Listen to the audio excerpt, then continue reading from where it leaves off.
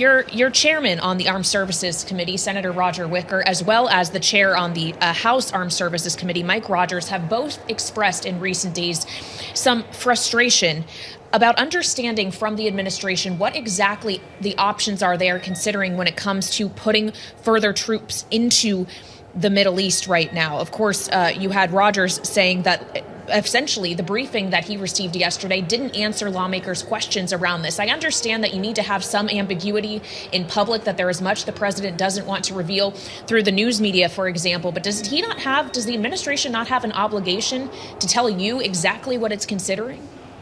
Oh, they do, and that's why we're Article 1 in the Constitution. Article 2, the president and the administration are supposed to work with us on such matters. If they're going to come to us for a supplemental, they need to be letting us know about these things. And this is a classified setting. But I'll also say, in defense of the administration, you have to have a Congress that you can trust. When we go into those classified settings, you see members occasionally go out and talk to the press. We want to be open with the press, but not with things that we hear in a classified setting. So the administration needs to make sure that they can trust Congress, and individual elected officials need to make sure that they're keeping classified things classified. But we do need more information. The administration, the Pentagon are going to work much quicker than Congress will by design, but they need to have a good flow of information. So I understand what Chairman Wicker and Rogers are concerned about. Well, and we don't want to put any classified information on the air, Senator, but I would ask you, are the justifications that the White House presented to the American people the same ones that you heard in that classified briefing? In broad strokes, absolutely yes. I mean, you see the ballistic capabilities. It's known what they shot towards Diego Garcia. It's much further than we were anticipating as far as Iran's capabilities.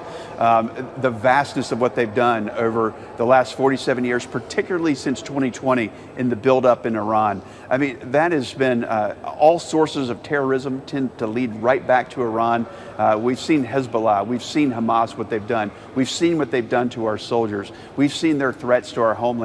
And when you take that capability with ballistic missiles that we've just recently seen and the whole world now knows about, plus their intent to enrich uranium to 90% levels, I mean, that is nuclear capability that not only could destroy Europe, it could destroy us as well. And so if you want a safer America, you need to have a defanged Iran. And that is certainly what the president's trying to do. Well, when we consider that defanging, though, obviously the president as well as the defense secretary have heralded what they're claiming is American and Israeli air superiority over Iran. Yet the president also said today that Iran had to grant them a present of allowing 10 vessels through the Strait of Hormuz, also noting that Iran is right now charging some of those vessels in order to transit. Does that not underscore that it is actually still Iran that has complete and total authority at this time over the strait? Well, I don't think so. When you look at our capabilities in the region, and yes, I mean, there is a geological issue when you've got a 24-mile wide strait and you've got essentially Iran that wraps around it. But when you see their geological advantage there, it pales in comparison to what we can do militarily. When you have the 11th Marine Expeditionary Unit on the way, you have America's 911 force in 82nd Airborne going there, that increases our option. I think it's going to cause Iran to step back and rethink if they want to preserve any semblance of their regime. And again, we can't have the hostile part.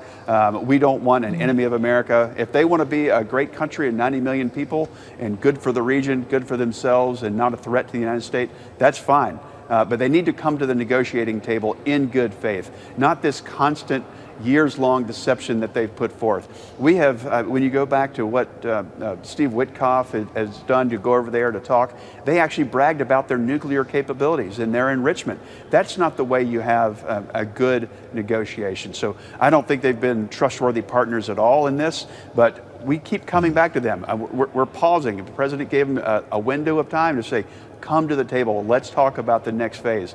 And if they don't, it's going to be very hard on Iran.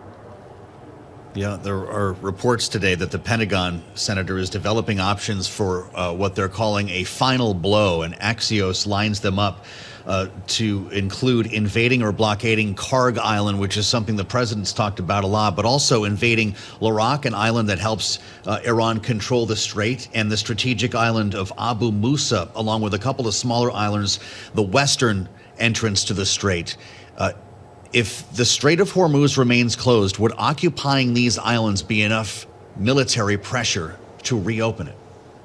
It would certainly increase it, but what we want to do is give the Pentagon, give the commander-in-chief as many options as possible to do what he needs to do to protect the American people. Because when you take their ballistic capabilities and you combine it with their enrichment goals, I mean, that is devastating to the United States, and they've chanted death to America for 47 years. So we need to give the president, we need to give the Department of War and our war fighters all the protection, all the options that they need.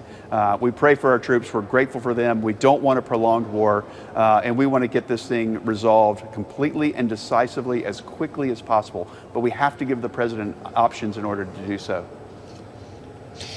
Well, of course, your leadership in the Senate is also seeking a quick resolution on another issue, although it is one that has been protracted 40 days now, that the Department of Homeland Security has been shut down. We understand that Leader Thune has submitted what he's called a final offer to Democrats. Senator, whatever that offer looks like, are you prepared to vote for that in the name of getting TSA agents and others paid? The Democrats have used 57,000 TSA agents in the whole of Homeland Security. At a time of concern for the defense of our homeland, the Democrats have held it hostage. It's absolutely unbelievable. We have to get this department open. We have to protect the homeland. This is critical. We've got a great secretary there in Mark Wayne Mullen, one of our colleagues here recently from the Senate. I think he'll be a great leader for that. But we have to get this open. We can't hold these people hostage. And we're not just talking about airports here and those 57,000 individuals that are walking off the job, not because they don't like their job, not because they're just mad and they deserve to be mad for what Chuck Schumer has done to them. But these are people that can't afford gas to get to work. These are people that are sleeping in their cars. These are people that they can't afford food to get them through the week so that they can get to work without being paid. This is absolutely ridiculous. We have to open this up. The American people are fed up with what Chuck Schumer's doing here. It's unbelievable what they've done. They have walked away from two different deals. They keep moving the goalposts. They want things like body cameras for enforcement agents. That's fine, but it was in the original deal. So look at the original deal and that they walked away from, and you'll see that we've been reasonable at every turn, and we're still continuing to be. I think the Democrats are inherently afraid of their increasingly radicalized base and their far left base, and they're worried about their own primaries. They're worried about their own elections. We're just here trying to serve the American people and be reasonable, get these departments open, keep them regularly funded, be good stewards of the American taxpayer. That's all we're trying to do here, and we're asking them to come in good faith to the negotiating table.